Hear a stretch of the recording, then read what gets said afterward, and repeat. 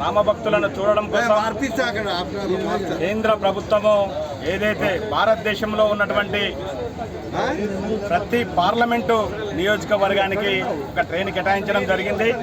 అందులో భాగంగా మహబూబాద్ పార్లమెంటు నియోజకవర్గం నుంచి ఈరోజు 16వ తారీఖున ఏదైతే మన ప్రాంతానికి సంబంధించిన భద్రాద్రి కొత్తగూడ దగ్గర నుంచి ఆ ట్రైను ఈ ప్రాంతం ట్రైను బయలుదేరుతుంది.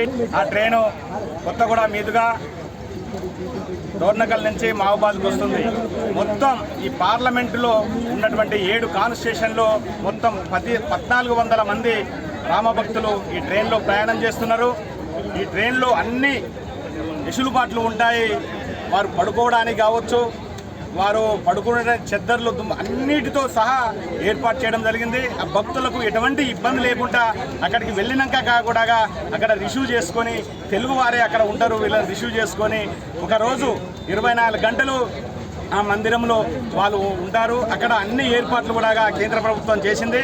కనుక ఇంత మంచి భవ్యమైన దివ్యమైన రామ మందిరం తిలకించడం కోసం కేంద్ర ప్రభుత్వము భారతదేశ వ్యాప్తంగా కూడా భక్తుల కోసము ఈ ప్రయత్నం చేసినందుకు కేంద్ర ప్రభుత్వానికి, ముఖ్యంగా నరేంద్ర మోడీ గారికి మా భారతీయ జనతా పార్టీ మానుకోట జిల్లా శాఖ పక్షాన మేము ప్రత్యేకమైన ధన్యవాదాలు తెలియజేస్తున్నాం.